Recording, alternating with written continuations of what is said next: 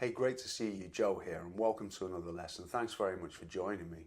So today I want to take a look at chords and how we kind of play them in an open position using the root note first, okay? Because I've had a lot of questions from various people out there asking me, what notes shouldn't be played and what should be played. So for those of you who aren't sure, hopefully I can clarify some of those points to you, yeah? Now, if you're anything like me, you probably avoided theory like the plague. I mean, I did that myself because all I was really interested in when I was starting out was playing, and anything remotely involving, kind of reading or theory or any of that kind of stuff just didn't appeal to me. And I paid a cost for that. I wish I wasn't like that because in retrospect, now I know how much it would have helped my playing, okay? So hopefully I can help you avoid that kind of problem. Now, there's no need to run when I mention theory because what we're touching on here is very, very basic stuff, okay? It may be stuff you already know. So let's just dive in straight away and see how much of it you do or don't know, okay? First thing you absolutely need to know are the names of the strings open, right? I'm sure a lot of you do, but for those of you who don't, it's just E, B, G, D, A, and E. Now, when I'm teaching younger, children and things like that, I will give them a little rhyme to remember. Generally, it's Easter bunnies get drunk at Easter because that's just something they seem to remember, okay? I'm sure you can be a bit more imaginative than that. But essentially, you want to remember what those strings are. And it isn't difficult, okay, as I'm sure you're aware.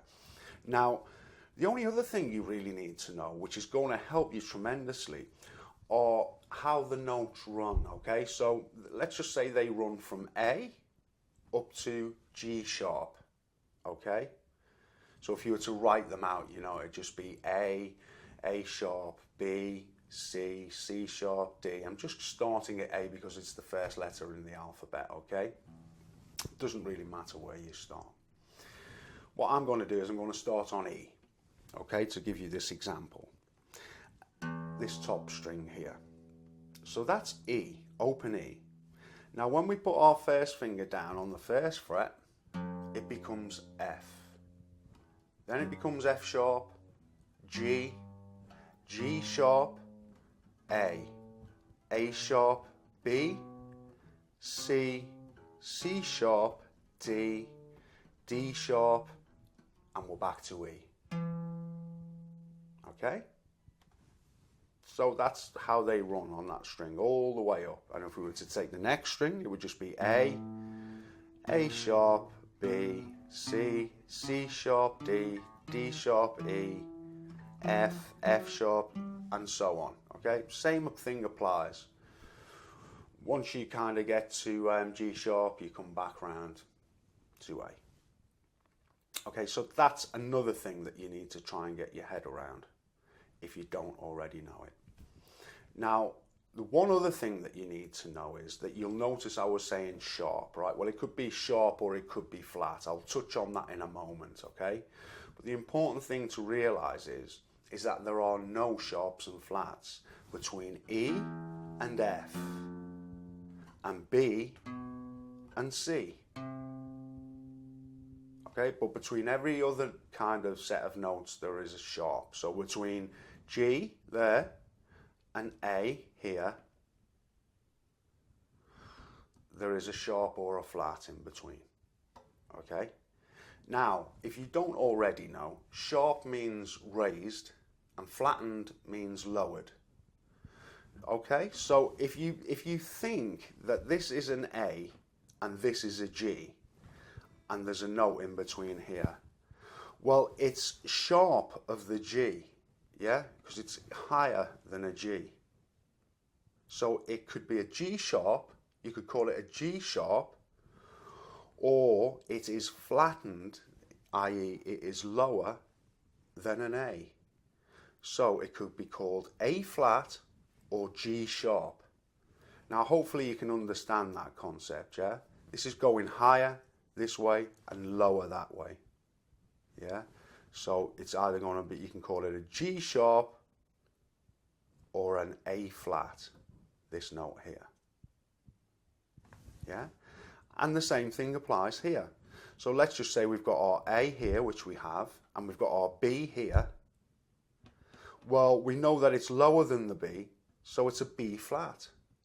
But we know that it's higher than the A, so it's an A sharp. And we know between these two notes there is no sharps and flats, because between B and C, no sharps and flats, and between E and F, no sharps and flats.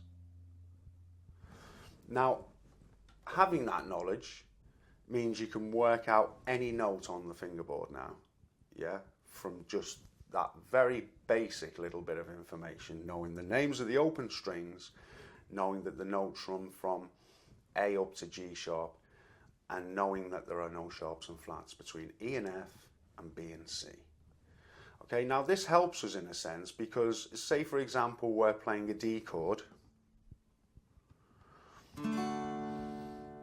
okay, and we want to start with the root, which is D. If we're playing a D, it's a D. If we're playing an E, it's an E. If we're playing an A, it's an A, and so on and so forth, right? So we know that this fourth string open is D, so that'll be the place to start our chord, D, yeah? Rather than playing these other two strings here. Sounds slightly discordant, yeah? Now there are exceptions, but I'm not talking about that. I mean, you can add an F sharp to a D and things like this, but I don't want to stray away from the point. I just want to illustrate that I'm well aware of the fact that there are exceptions to the rule, but we're not really going there at the moment. This is a first step. So D, D there, open D.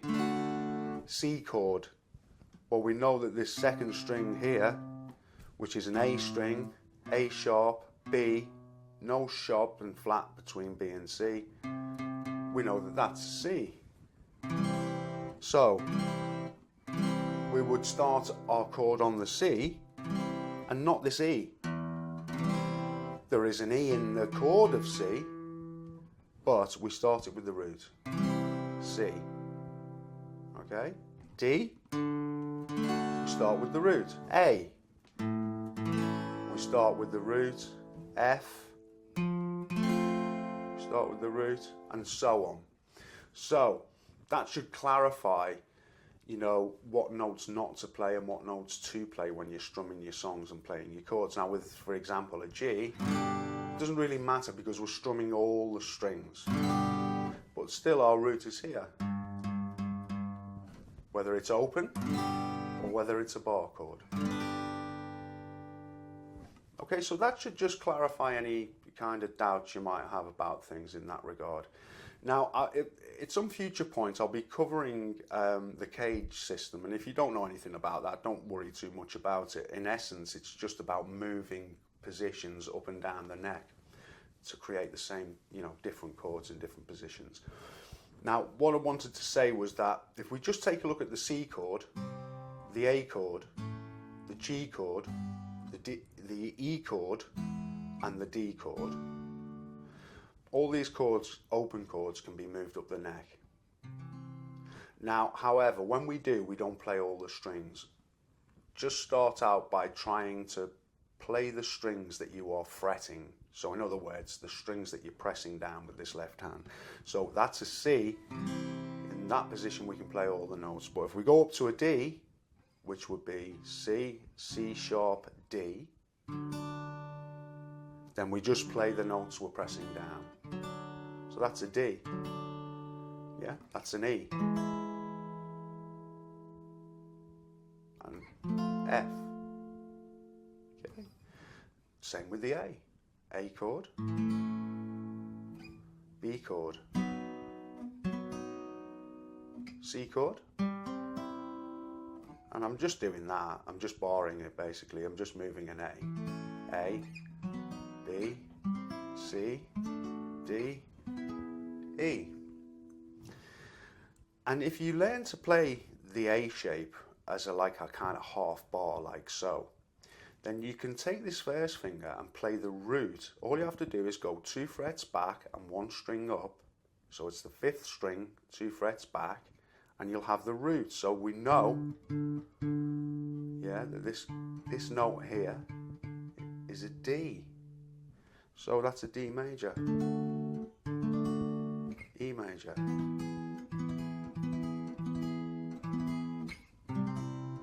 C, B.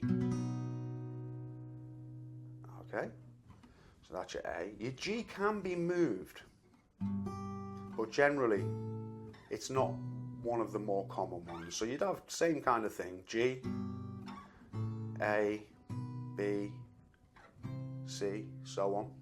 Yeah, that does move. And then the E chord, if you think about it, forms the major bar chord. So E major in its normal position is like that. And then if you move it up and bar, then we have an F major, because this first note is an F. A good way to try and familiarize yourself with this top note is to go F, F sharp, G, G sharp, A sharp, B, C, and so on. So that's the E. We're just literally putting that finger in front of it. With the D, same thing applies. Whereas we in the open position we play the fourth string. When we move it up, we don't. Okay? So we have a D, D sharp, E. And this kind of thing, you'll find that, you know, once you get to know these positions, you'll hear them within certain songs perhaps that you're trying to play. I mean, that's a popular blues chord to play E there, for example. And your B there. See, that's like an A moved up to, it's a B. And that's an A7, that's a B7. So like I say, that's an E.